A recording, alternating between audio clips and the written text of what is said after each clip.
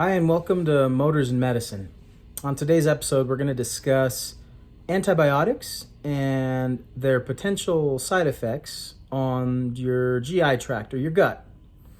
Now, I'll preface this by saying that our gut, our body in general, is equipped to handle bacterial infections. On a daily basis, our bodies are fighting off bacterial infections both on our body and inside our body. And that's done through a symbiotic relationship between our bodies and good bacteria that lives on our bodies, on our skin, and inside our bodies, in our intestines.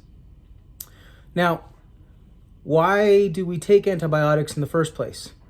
The main reason is that there are some infections that are just very aggressive and opportunistic. And these infections caused by very aggressive bacteria, like MRSA, for example. It's a very aggressive staph infection. There are several others, but in general, these bacteria tend to overwhelm our body's ability to fight off naturally these infections, whether they be on our skin or inside our bodies. So that's where antibiotics come in. Antibiotics are a classification of medication. They're medical compounds that have antimicrobial properties and through a variety of methods help to reduce colonization of bacteria and eradicate the growth of bacteria on our bodies or inside our bodies. So what happens to our bodies after we've had antibiotics? Well, it's an interesting phenomenon.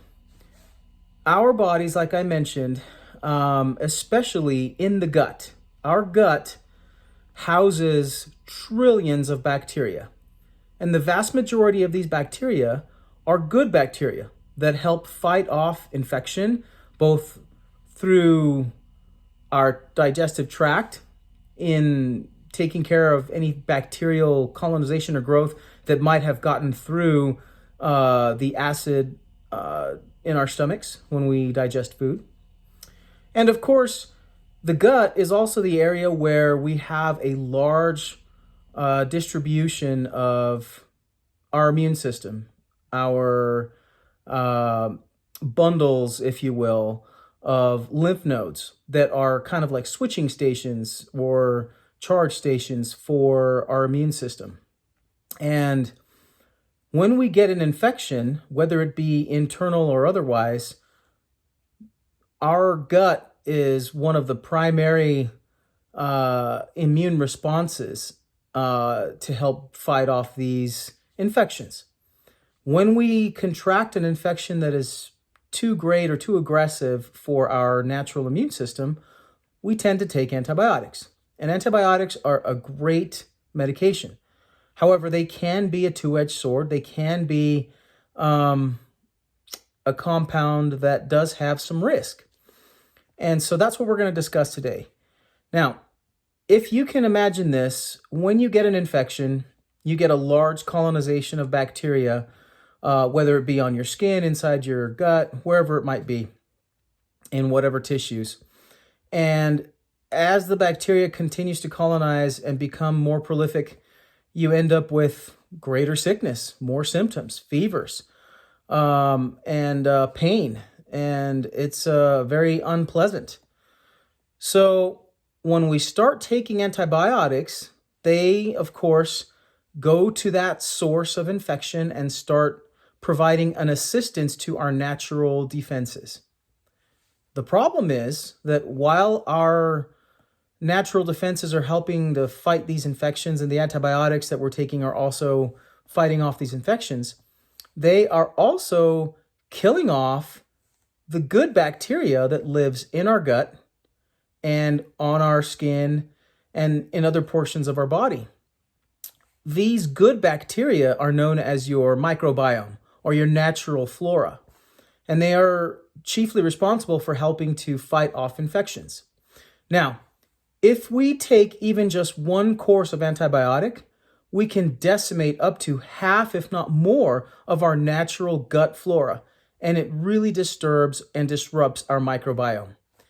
The issue that this causes is, of course, increased risk for super infections, decreased effect of antibiotics, overprescribing of antibiotics because you get one infection and you treat it, and then you get another infection and then you treat it with more antibiotics.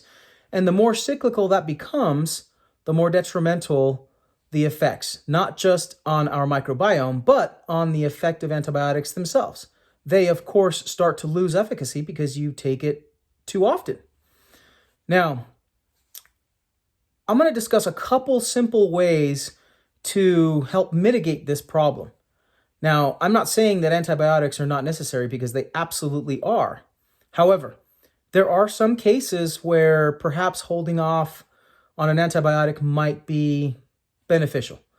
An example would be an ear infection. Many ear infections are in fact viral, but antibiotics tend to be written for these ear infections more often than not, which of course does two things. Number one, it uses an antibiotic for a purpose that it was not intended, to fight a virus. And second, that antibiotic, while it breaks down and gets into your gut, will start to decimate your microbiome, which causes other problems that we just discussed. So, if we get an infection and it's absolutely imperative that we be placed on an antibiotic, a good rule of thumb is to try to offset the destruction of your natural microbiome by taking some probiotics. And I know a lot of you are familiar with what a probiotic is. It's essentially an exogenous form of good bacteria. And you can get it in any number of forms, from gummies to liquid forms to pills. Some are refrigerated, some are not. The most viable forms tend to be the gummies, because they are easier to digest, and of course they're readily available, and they store at room temperature. So my recommendation is, if you are going to be on some antibiotics, take some probiotics at the same time and try to mitigate some of that microbiome disruption or destruction. The other thing is, if you are on an antibiotic, take the antibiotic for the prescribed amount of time. Don't take the antibiotic for a few days and then you feel better and then you stop taking it.